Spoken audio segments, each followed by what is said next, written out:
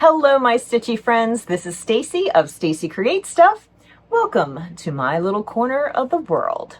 It has been almost 3 weeks, I think, since my last maker vlog. I think I had a floss tube somewhere in between there, and of course I've been releasing weekly my Block of the Week series, Patching the Hole in the Barn Door. I just released block number 9, and I'm really excited because there's only 3 more blocks in the series to go before it gets all put together. But here's the secret. I've worked ahead so that I can get my quilt top completely finished, sent off to the long arm quilter, and hopefully back in time by the time I wrap up the series. So I have been very busy doing lots of stitchy projects. Yes, some cross stitch and all that I talk about on my floss tubes, and I hopefully will have another floss tube coming out next week with updates on that. But one of my cross stitch projects did involve a little bit of sewing, and that was finishing off my little pillow, and so that I could have my finished little softie here, all stitched with these beautiful centuries-old motifs that I put together. I'm going to have a tutorial on how to create a pillow that has a shape as opposed to just good old rectangular pillow. So look for that. I still have to edit it, but hopefully we'll be getting that up in the next week or so. So let's go back to really quilting things, since my maker vlog tends to center around the quilting a little bit more than the stitching things. And in prepping for finishing the quilt top for the Patching the Hole in the Barn Door series, of course I needed to do a backing.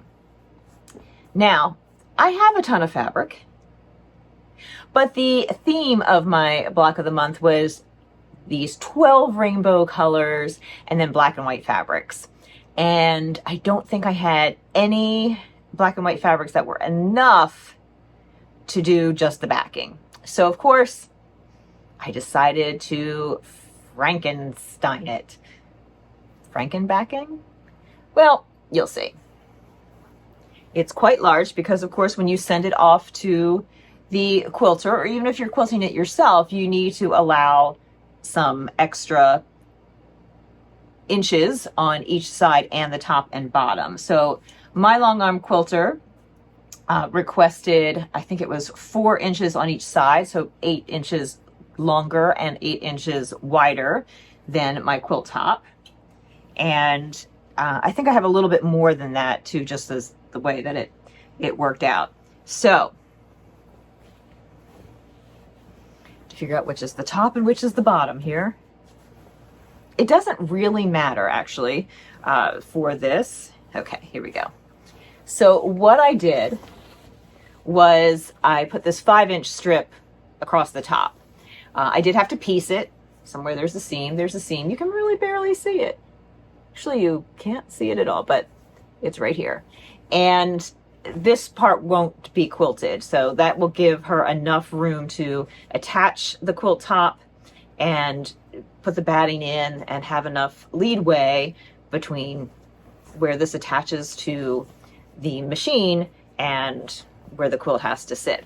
So then I have this very funky kind of, I don't know, reminds me of tree bark or stone path or whatnot. And I did use that in the front of my quilts as posts. I will show you a little snippet of the top of the quilt. Then I had this fun fabric, which I used in the front of the quilt as a background. And I used several different black and white fabrics as the background. So to add width, I put that in. There's more of this black and white textured fabric again. I'm not going to be able to show you the whole thing at once, so we'll see. I might take a picture and then insert it. Then part way down, but not precisely in the center as the top and bottom is concerned, I threw in this fun little section here with the black fabric with the little flowers, which I use as sashing on the front of the quilt. And then I have all of these little rainbow colors.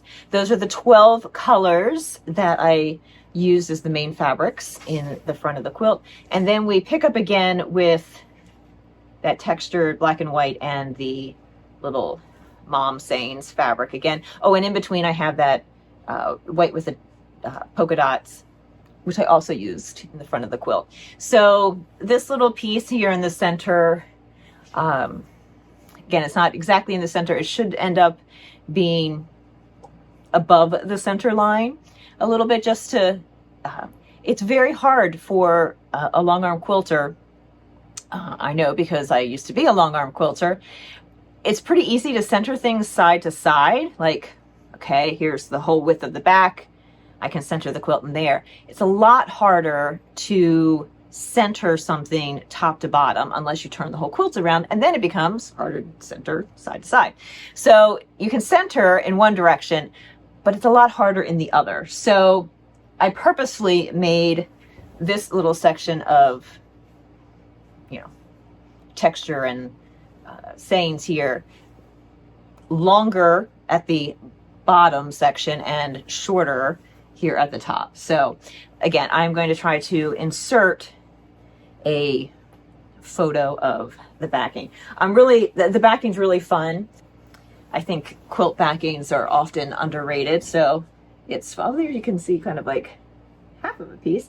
And then here on the side, I just have an extension, like this part, this white part here where my hand is probably not going to be quilted.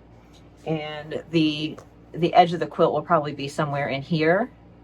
So you can kind of imagine the back will look like this. And then on the other side, see, I have it. It'll look like that. So it just kind of is a fun way to add a little pop of fun and color to the back of your quilt. My quilt is lap size. If it was larger, I am a full believer in buying the wide backing if you can find one, and there's so many now that usually you can find one that is suitable. So when you have a larger quilt, I find it just makes it a lot easier to just buy a few yards and call it a day. And a lot of times if it's much smaller, or your quilt top is smaller, sometimes you get two out of that. So it ends up being relatively economical. So let me show you carefully here some of the quilt top. There we go. So these blocks have all been released. Fluff it out here. Here we go. This was block 1, the 9 patch. We had a pinwheel. I'm not going to go through all of them, but you can see I did the sashing in the black with a little white flower. Here is that textured black and white fabric, which I used for the posts. I'm going to show you the next spot going to. And then I have this running rainbow using the 12 colors that I have throughout the quilt. So they just keep running and running all the way across. And in 2 corners I have, and they're in opposite corners, I have to break it up with a little black and white fabric. Otherwise they don't match up. So like when you get to the other end, you want it to,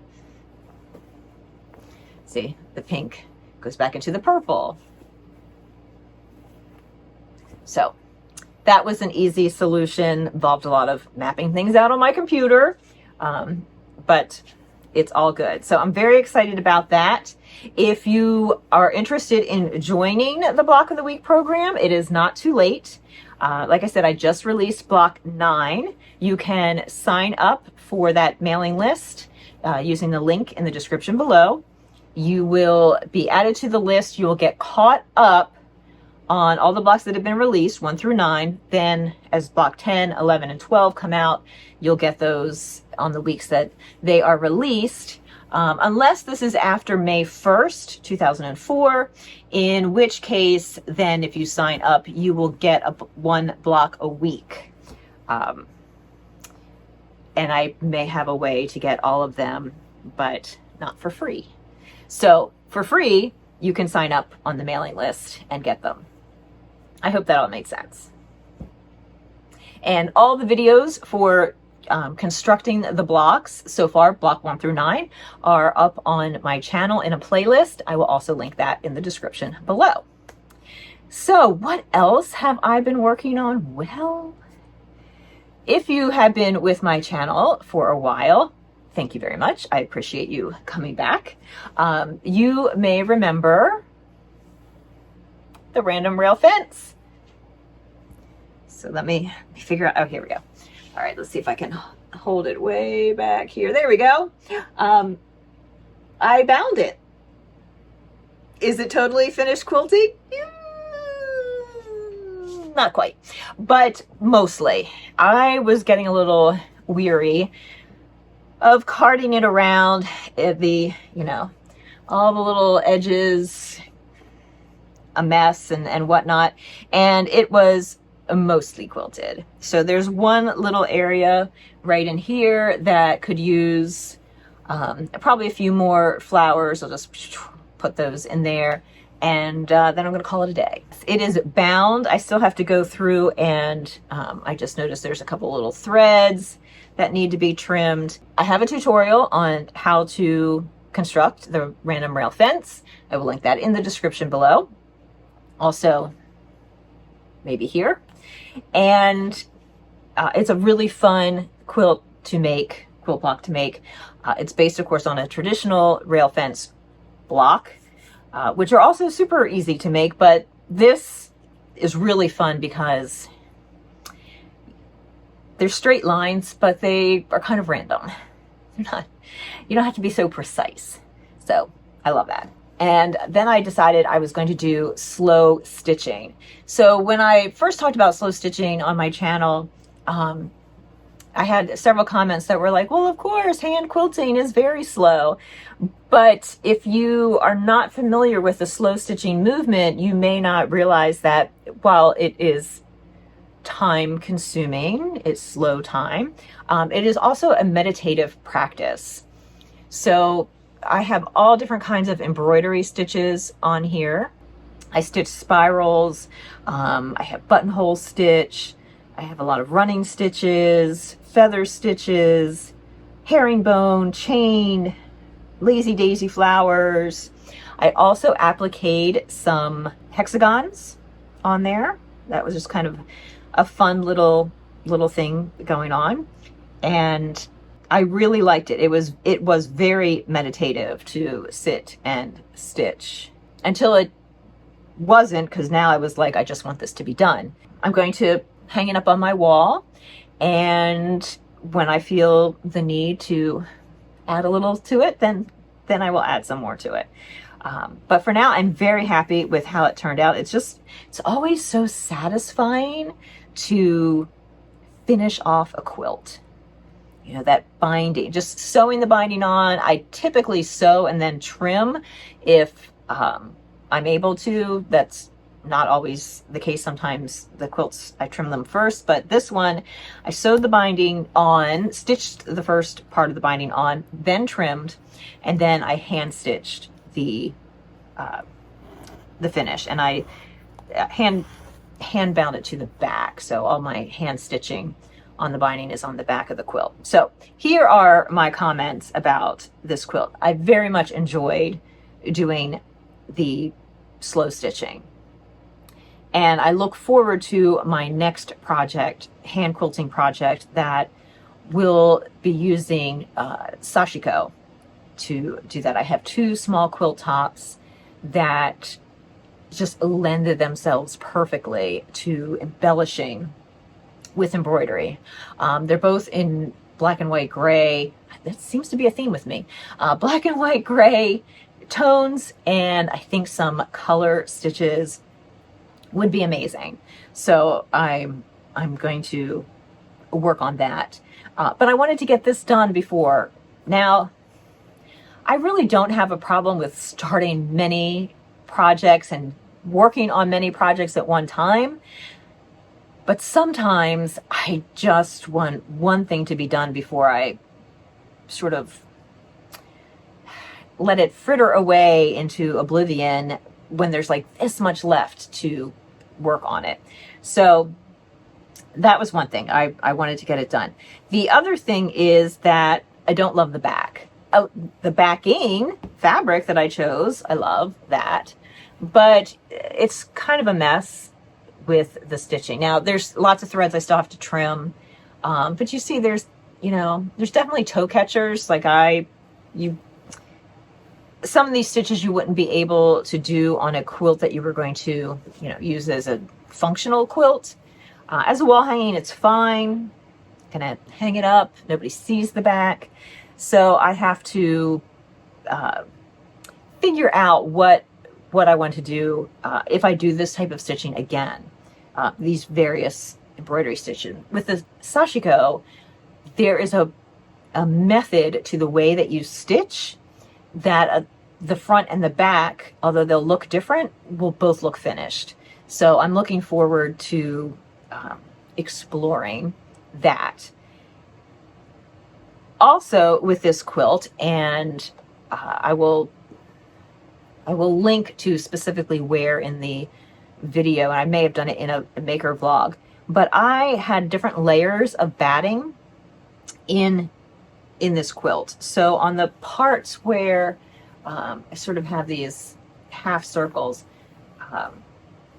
it's thicker. And also in this center piece here. And that was because I had a roll of batting that was not wide enough. Here was my roll of batting that I had gotten because I was making table placemats and pot holders and various things. But you can see, maybe, it's not wide enough. So what I did was I took two pieces, I overlapped them. And of course you can, make Franken batting and, cut them and match them up. But I decided it would be fun to overlap them. And I wanted to kind of highlight that area of overlap. And then the pieces that I cut out, so you can see there's this like curve piece that would have been cut out of this side of the piece of batting. I reused those leftover bits somewhere. Here we go. And I put them along the side. So there's more batting here. It's a thin batting to start with, but there are at least 2 layers here, maybe 3. I don't remember. I'll have to go back and look at the video. Anyhow, it didn't really make an impact on the visual look of the quilt. Like, it didn't make that part of the quilt stand out much more. There are ways that I could have quilted it that would have made that happen. Like a lot more close quilting on either side of those areas, and then maybe less in the middle. But what I did discover is if you're going to be doing slow stitching, that was a lot of layers to go through trying to embroider. And it was not as pleasant of an area to stitch as the areas that just had the 1 layer of batting. Now, thankfully, in those layers that had the multiple, or those areas that had the multiple layers of batting, I did a lot of running stitch. So at least in that regard, that was a little easier to get through. But I'm not sure that I would do that again. I think if I have to make Franken batting, that I will match up those edges and not have an overlap. But it did lend itself to creating some, interesting visual effects. So, I mean, I'm not unhappy that I did it. Just, live and learn. All of this should be an experiment to see what works and what doesn't. Not everything has to turn out perfectly. Not everything has to be fabulous and enjoyable. You can learn what you like and don't like, what works, what doesn't work, what you might be able to change and make work better for you. So overall, A+, as far as enjoyment level. And I'm looking forward to hand stitching my next quilt top. So that has been most of my quilting adventure for the last few weeks. What do I have coming up? Well, of course, there is preparing for the sashiko. So I'm going to need to get a backing and get my batting together for that, figure out my thread. I'm going to use pearl cotton, I believe. And I need to make sure that I have the right needle for that will pass the pearl cotton through the eye and still be sharp enough to go through all the layers. And I'm going to use a thin batting for that as well, I think. I did buy a book on sashiko, and I am going to watch some YouTube videos, of course, maybe a Skillshare class or two, and see, you know, what other tips and tricks I can gather, and then try them out. Other things that I have on my list, well, as my block of the month will be coming, block of the week will be coming to an end in the end of April, early May, I have to start thinking about what is next. And I'm not sure. I mean, definitely there's going to be something. I have a couple of other block of the months that I wrote when I owned a quilt shop that I might revamp and go on with this. But I think I might explore a couple other things before I get into doing those. So we'll see. We'll see. What types of things do you want to know? I'm curious to know whether my audience is made up of more beginner quilters, intermediate quilters, advanced quilters. I can do all sorts of fun and exciting things. And then what other things do you want to explore? One of the things that caught my eye as I was coming into the studio this morning was my pattern for this little cross stitch egg. Very little pattern for very little pillow. And one of the things that I really like doing is exploring how one can interpret something multiple ways. So I was looking at this and I thought, how can I interpret this into a quilting pattern? So yes, I know we just had Easter last week, but you know, by the time I figure it out, write a pattern, sew it up, you know, all that stuff, the time will have elapsed. And by the time I get a publishable pattern together, it would be a good time to release that so that people could make it in time for Easter 2025. So that is one of the things that I like to do. And as a matter of fact, this was the inspiration for this. Yes, they're vastly different, not only in size, but in pattern. But you can see egg, stripy thing with flowers, stripy bands of motifs with flowers. So likewise, quilt with stripy bands and flowers. So I don't know, that's kind of like got me revved up this morning. And I think that may be my next project that I work on a little bit. I really do need to make myself some more project bags. But I don't know. Every time I come in and I think, okay, I should make a project bag. And then I'm like, oh, which fabric do I choose? I don't know.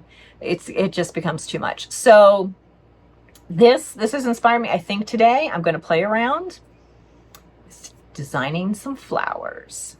But you'll have to see how that works out, possibly on my next vlog. And we'll see. If you are interested in knowing what's going on and can't wait every time for the video to come out, then consider signing up for my email list. So there's a link in the description below. So there's a link for the block of the month. So if you're interested in doing the block of the week, patching the hole in the barn door, that will get you on the list. And then when it changes to a different one, you'll have the option to stay with that list or not. When you sign up for that, you can choose to be on other lists as well. If you don't want to be on the block of the week list, there's a different link in the description that will take you so that you can choose that you want to know more about quilting or knitting or crochet or cross stitch or embroidery or whatever. I'm not so great about sending a lot of emails, which may be a good thing, but I plan to map out the next few months of emails, and I'm hoping that maybe twice a month a quilting email, twice a month a cross stitch email. So if you're on multiple lists, you'll get multiple emails, but those will all be separate little things. Does that make sense? I don't know. All right, my friends, thank you so much for joining me. If this was your first time here and you made it all the way through, yay! And if you are a return viewer, thank you, thank you, thank you from the bottom of my heart. I really do appreciate that you have taken time out of your day to watch me ramble on about all things fiber arts related. I would love it if you would like this video and subscribe to my channel. Both are free, doesn't cost you a thing, and it really helps me to get my information and my knowledge out there into the world. Thanks again for joining me. I'm Stacy of Stacy Creates Stuff. Bye.